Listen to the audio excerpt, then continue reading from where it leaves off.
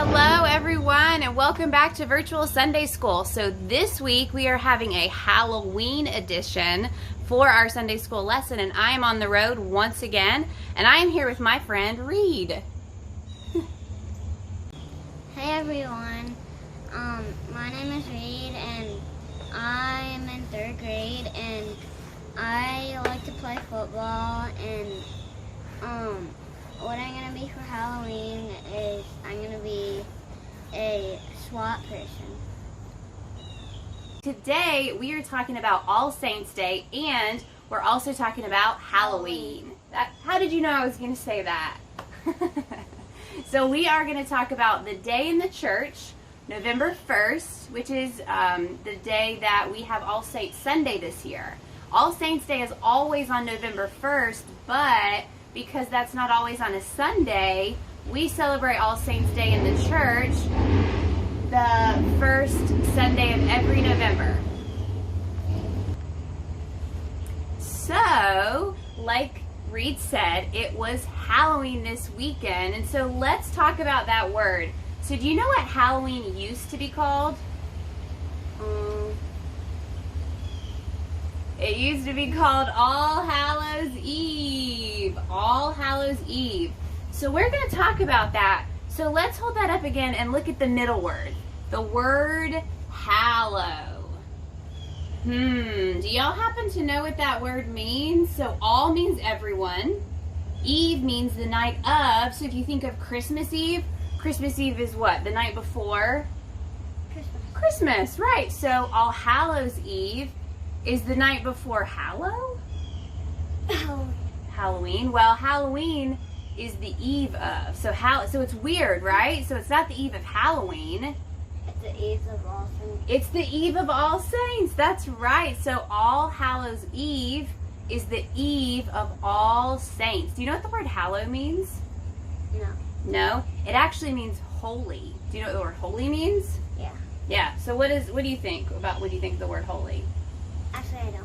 Who do you think of when you think of holy? I know it. It's just... Holy means kind of like, God. yes, God, exactly. So God is holy, Jesus, the Holy Spirit. Yeah, just people who were really holy, who were really special, right? Yeah. So, let's look at our sign one more time. So All Hallows Eve is the night that every Holy Spirit was believed to come out. So Halloween, people used to think that spirits were going to come and just float around the air, and that's why we dress up. We dress up for Halloween so that we can scare away those bad spirits from coming and messing with us. Now, nowadays, we don't really believe that, right? We don't believe that the spirits are going to come and get us, but we still like to dress up and get candy. That's pretty fun. So we still kind of practice that. For some people, yeah. Maybe not everyone likes candy or likes dressing up, but I like both those things. I like every candy. I don't like frosting. You don't like frosting? Well, that makes sense. Yeah. So, All Hallows Eve is the eve before All Saints Day. Reed and I have decided that we're going to wear our Halloween costumes so that we can kind of be a little bit silly as well. So, I'm a peacock. You see my feathers? And I'm a gorilla. And you're a gorilla with a sword. I would not mess with him for sure. Okay, so today, November 1st, is All Saints Day, okay? So why don't we write the word saint on our whiteboard, Reed, if you don't mind doing that for us, so we can show that word to our friends. So the word saint is maybe a word you've heard of before. Have you heard the word saint before? Yeah. Yeah? So S-A-I-N-T. Good job. Saint. I'm curious, have you all maybe have heard the word saint before? Or if you maybe know what that is. So let's hold it up so our friends can see. So that is the word saint. So through grace, which is the gift of unending love, everyone who has lived and died is a saint. So when we celebrate All Saints Day, we celebrate the people who were a part of our church community who died this last year. And so it's kind of sad when people die. It's kind of sad when that happens. But what's really fun is we get to celebrate those people. So every year during worship, we say their name and we light a candle. Do you have candles in your house? Yeah, do you light them sometimes to make the house smell good, or maybe not so much to see, but candles used to be what people used to see things with. And so every year we light a candle for the people who have died, and we remember them and we say their names out loud. Do you remember experiencing this in church before? We've done it every year on the first Sunday of November. Do you remember doing that? Yeah, so this Sunday in worship we did that as well, and we remembered everybody.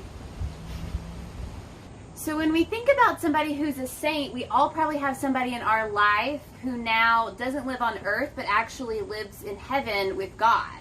So when we think of saints in heaven, we think of people who are special to us, someone special in our lives who lives with God now. So my person would be my grandmother. So I've got this really pretty ring that my grandmother gave me. It's not my wedding ring. It's a ring that has my birthstone on it. And my grandmother gave me this ring, and she passed away 8 years ago. And I still remember her and carry her memories in my heart with me because of how special she was. And we all probably have somebody like that in our lives who doesn't live on earth anymore in the same way. They live with God now, but we still remember them. What do you think, Gorilla Man? Let's talk about that word saint just one more time. So when we think about the word saint, saints were people who showed the love of Jesus as much as they could. They tried the best they could to show the love of Jesus. So I'm curious, Reed, what do you think? How do you think we can live in the world today like we're saints? So we're alive right now, and so how can we live our lives in a way that when we do go to live with God in heaven, people will remember us? What do you think? Wave to people, be nice. Wave to people, just be nice, yeah? What about at home? Compliments. Compliments is a good one. So what if you came home from school, or you were finished with school, and your mom said, "Hey Reed, can you help me set the dinner table?" How do you think you could respond in a way that would be showing love? Yes, ma'am. Saying yes ma'am. I like it. That sounds good. Any other ideas? What about your friends? Like, how can you show love to your friends? You could make them something. Make them a letter. You could write them a letter. You could send them a picture of you with the gorilla head on just for fun, because that would be kind of funny, right? Maybe just making them laugh. I like it. I think those are all really good ideas. And you know what, friends? I bet you have fun ways that you can show love to other people. So while we're living on earth, let's try to live our lives like we're saints. All right, Reed, anything you would like to add to say to your friends before we head out? No. Yeah? I really like your gorilla head. I think it's pretty cool. I like my peacock head thing too, but I really think that your costume is really cool. I think it's a lot like scarier than mine is. If you showed up to my house wearing that, I might be a little bit afraid that you were a real gorilla. You know? All right, friends. Well, I appreciate you all coming and checking out our Sunday school video today. We had a lot of fun hanging out with you and doing this. All right. Respect. Thanks for watching.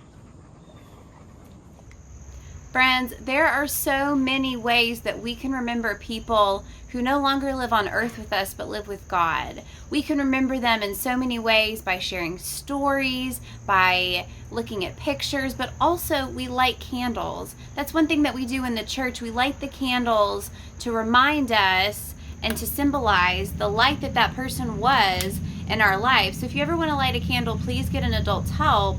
But when we light a candle, we remember the light that that person was and the light that they shined on earth. So today we are going to do a really fun activity with Miss Erin where you are going to make a candle holder to show your light. Good morning, everybody. Today we are talking about remembering people who've died. And if we were in church this morning, this is a day where we light a lot of candles in remembrance. And so today we're going to make a little craft, something that you can light at home. We're going to make a memory lantern. This craft requires quite a few supplies, so watch and see what you need. A paper plate, this is just to keep the mess contained. You'll need some sort of a glass jar. You can use a mason jar, could be a salsa or spaghetti sauce, some jar that you've used up in your refrigerator that you find in your recycle bin. Some sort of little cup, a plastic cup, a paintbrush, and some glue. You'll need some tissue paper, colored tissue paper, and scissors to cut it.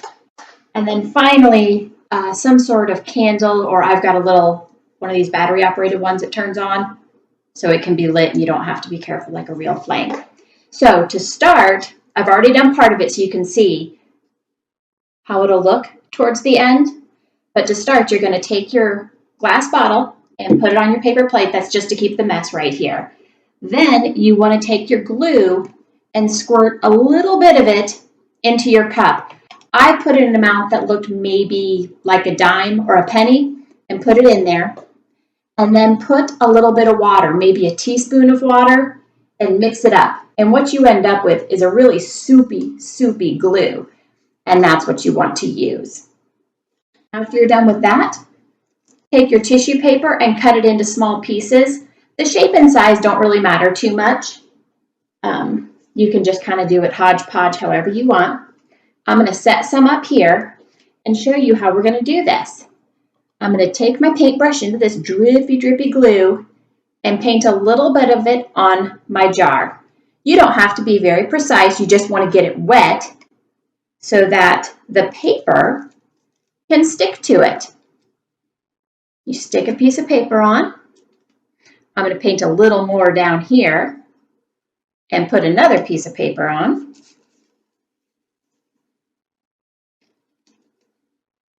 Sometimes it takes a little work to get the paper so it's not bent or crumbled, but it also works even if it's bent or crumbled. I'm going to do one more bit down here, getting it a little more wet, and putting another piece of paper on. I think this is cool. You can do it in any shape, any colors, and have them overlap. Once you've stuck them on, you want to get your paintbrush wet again, and again, just hodgepodge. You don't have to be super careful. Get all of the paper wet over the top of it. That kind of seals it in and helps the pieces stick together. That way, if you have pieces, sometimes the edges don't stick down very much, but after you paint over them, then they're all stuck down. You're going to do this over and over again until your whole jar is covered. Just sticking them on. You can make a design if you want. Mine kind of just reminds me a little bit of a stained glass window where you might see different pieces that are different colors. And now, to make it a real memory jar for my family, I've written down a couple names with my kids. So, when the boys were little, we had people in our family who died. One of them was Great-Grandma Sheehan and Great-Grandpa Sheehan. Those are my grandparents. So I wrote their names down on the tissue paper, and I am going to get another part of this wet, and I'm going to use tissue paper that has their names on it. And stick it down just like I did.